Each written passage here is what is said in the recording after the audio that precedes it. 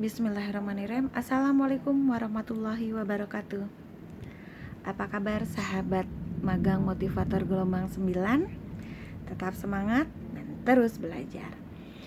Sudah hari ke-10 dan tugas ke-10.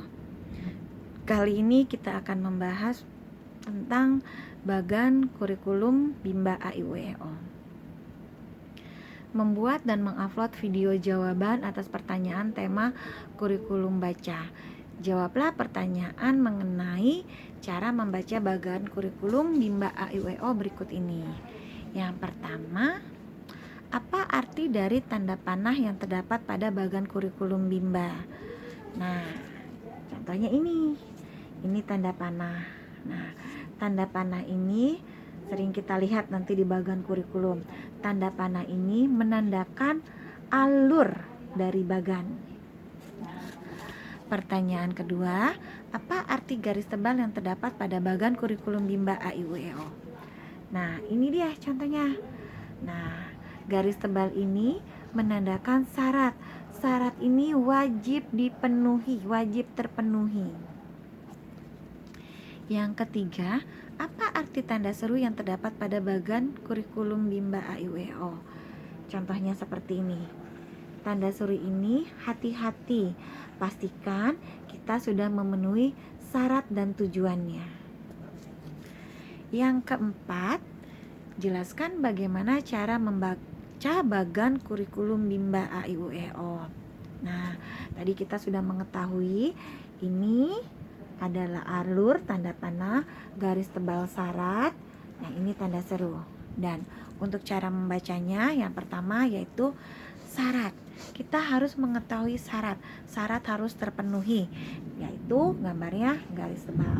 Nah, untuk membaca syaratnya bagaimana? Nah, ini contohnya. Nah, ini syarat. Syarat ini wajib dipenuhi. Tandakan dengan garis tebal. Caranya misalkan kita akan membaca B1A. Nah, ini B1A, ini ada syaratnya. Nah, syaratnya ini ada alur. Kita lihat alurnya ada 1, 2, 3. Nah, alur ini harus dipenuhi semuanya, 3 ini. 1, 2, 3. Nah, syarat ini yang untuk menandakan bagaimana cara dalam memberikan B1A. Yang kedua adalah tahap selanjutnya. Tahap selanjutnya itu ditandakan dengan alur. Alurnya itu tanda panah. Nah, ini dia. Contohnya seperti ini. Nah, setelah HS AIUEO, apa tahap selanjutnya? Yaitu B1A, di mana B1A ini mempunyai syarat. Syaratnya harus terpenuhi, yaitu ada 3. 1, 2, 3. Nah, demikian. Dan setelah kita mengetahui dan kita dapat membaca bagan kurikulum, kita juga harus mengetahui, memberikan, yaitu jangan lupa 5 poin pentingnya. Syarat, tujuan, cara, evaluasi selanjutnya. Kita masuk ke pertanyaan kelima. Apa syarat HSAIUEO? Nah, kita lihat di sini HSAIUEO. Ini dia HSAIUEO. Di sini tidak ada syarat, tetapi kita harus memberikan sebelum HSAIUEO, kita harus memberikan pastikan bahwa anak sudah tahu, yaitu alurnya di sini menunjukkan bahwa sudah terampil HF AIUEO, yaitu huruf verbal AIUEO, di mana anak sudah dapat menyebutkan dengan cepat, yaitu satu huruf 1 detik A, I, U, E, O, seperti itu. Pertanyaan ke-6, apa syarat modul B1A? Nah, ini dia B1A. Nah, ini B1A syaratnya ini ada tanda garis tebal, yaitu ada 3 syaratnya. Ke-1, ke-2, dan ke-3. Ke-1 yaitu adalah HSAIUEO, Yang kedua adalah HF BDG KMPSY. Nah, yang ketiga adalah dikte 4 HVK. Nah, HSAIUEO yaitu huruf simbol AIUEO. Anak sudah dapat mengenal huruf simbol AIUEO dengan cepat dan terampil. Yaitu apabila anak ditanya huruf simbol, mereka dapat menyebutkan huruf simbol itu satu huruf 1 detik juga. Yaitu yang kedua HFBDG KMPSY, yaitu di sini huruf verbal BDG KMPSY. Berarti anak bisa mengucapkan BDG KMPSY seperti itu. Dan yang kedua adalah dikte 4 HVK. Di sini anak dapat menyebutkan susunan huruf dikte 4 HVK yang terdiri dari 4 huruf kata kembar. Contohnya hurufnya papa, PA PA, hurufnya mama, MA MA. Nah, teman-teman, tadi adalah syarat-syarat B1A. Kita akan ke pertanyaan ke-7. Apa syarat modul B1B? Nah, syarat modul B1B. Nah, B1B ada di sini. Nah, ini dia. B1B di sini ada syarat. Nah, di sini ada 3 syarat, yaitu ini ke-1, ini ke-1, ini kedua, dan ini ketiga. Nah, apa saja syarat B1B? Yang pertama adalah B1A, yang kedua adalah HFJLNTRC, yang ketiga adalah dikte 4 HVS. Nah, kalau B1A berarti anak sudah terampil dalam membaca kata papa, bobo, pipi, dede, susu, yoyo.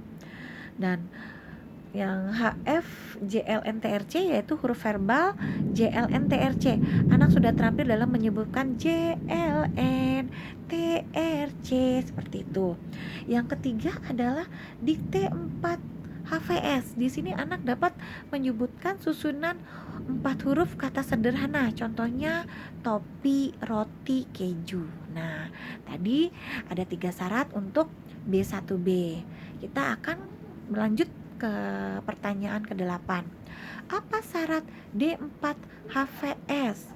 D4 HVS ada di sini. Ini dia D4 HVS. Ini ada syaratnya. Syaratnya D4 HVS ada 1, 2. Nah, ini dia. 1, 2 D4 HVS. Yaitu syaratnya adalah D4 HVS yaitu D4 HVK dan 4 HVS. Nah, D4 HVK yaitu dikte 4 huruf verbal kembar, yaitu dikte hurufnya DD, DE, DE, hurufnya papa, PA, PA, dan 4 HVS. 4 HVS yakni 4 huruf verbal sederhana. Contohnya TOPI topi, TOPI topi, TOPI topi, ROTI roti, ROTI roti, ROTI roti. Nah, itu tadi syarat dari dikte 4 HVS. Pertanyaan ke-9. Apa tahap selanjutnya setelah 4 HVK? Tahap selanjutnya 4 HVK. 4 HVK. Ini dia. 4 HVK ada di sini, teman-teman nih, 4 HVK. Tahap selanjutnya ada 2. Ini dia. Nah, untuk tahap selanjutnya 4 HVK yaitu adalah dikte 4 HVK dan 4 HVS.